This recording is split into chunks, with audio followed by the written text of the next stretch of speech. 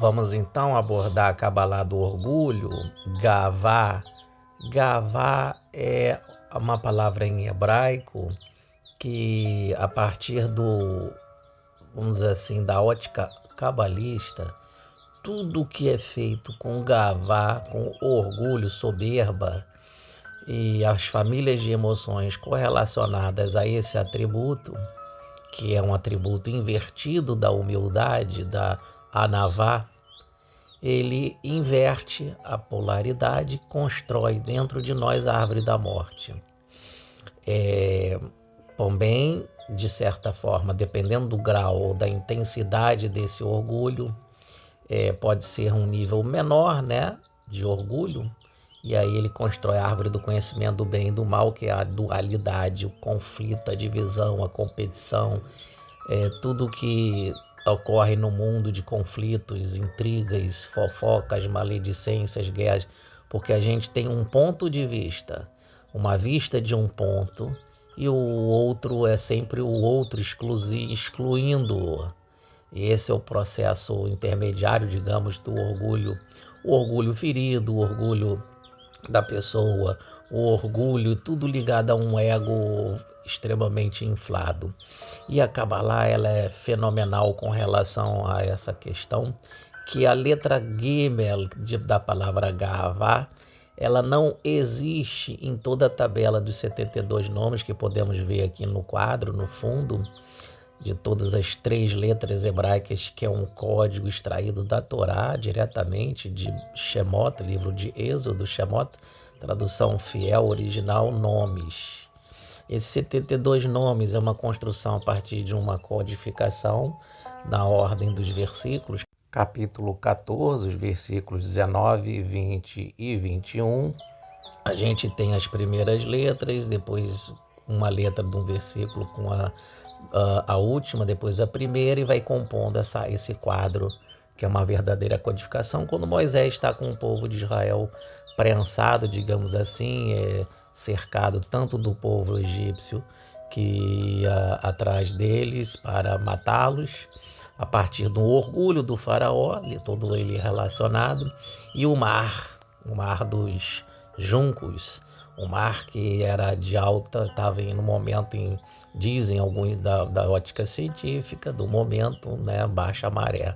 Mas ele se abriu e Moisés atravessou, fenômeno de efeitos físicos da parte espiritualista, assim, podemos tratar, a abordagem da abertura, conhecido como abertura do Mar Vermelho. Ele levanta o cajado, e o cajado tem a ver com os 72 nomes, que é exatamente nesse momento que ocorre, entre aspas, o milagre, que é o fenômeno de abertura do mar, que é uma alusão da gente abrir nosso mar das limitações. Yam Suf é o mar finito, aquele que nos torna finitos, ou seja, limitados, restritos, contritos, presos, e a gente se liberta. E a libertação tem a ver com o processo de não se ter dentro de si o orgulho, senão a gente não ativa nenhum dos nomes que é conhecido na Cabalá nessa prática. E mais ainda, os 72 nomes é extraído do próprio tetagrama divino, que corresponde a nada mais, nada menos do que o próprio amor divino.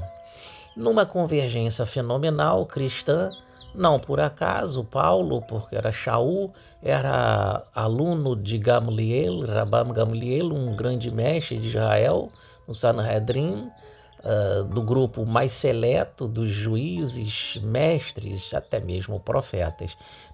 Naquele momento já estava muito que deturpado todo o templo de Jerusalém, infelizmente, como a grande maioria dos, entre aspas, templos são instituições políticas, econômicas, sociais, aqueles que governam parte da humanidade, ou toda a humanidade, desde a época de Salomão, por exemplo, que todas as nações iam até ele, tanto no processo de justiça, por isso que ocorria a paz, era algo equânime, justo.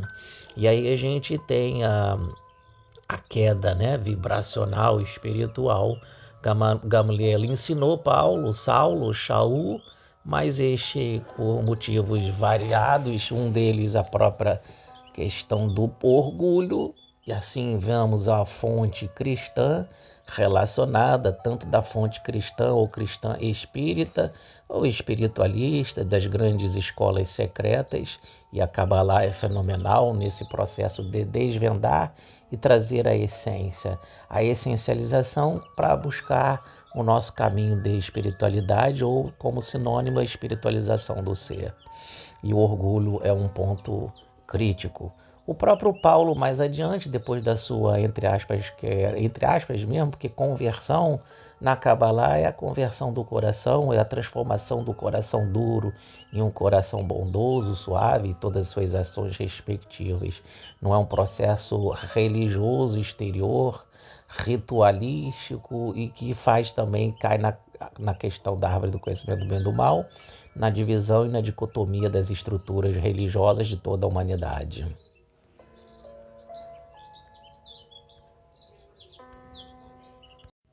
É a beleza desse amor que alcança todo ser humano, é algo universal, espiritual, essencial, fraternal.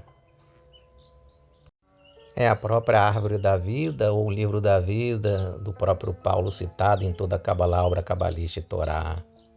Na epístola ou carta de Coríntios, quando Paulo escreve o 1 Coríntios 13, versículos 3 a 5, se eu der aos pobres tudo o que eu possuo, entregar o meu corpo, para que eu tenha que me gloriar ou glorificar, né? Mas não tiver amor, nada disso me valerá. O amor é paciente, o amor é bondoso.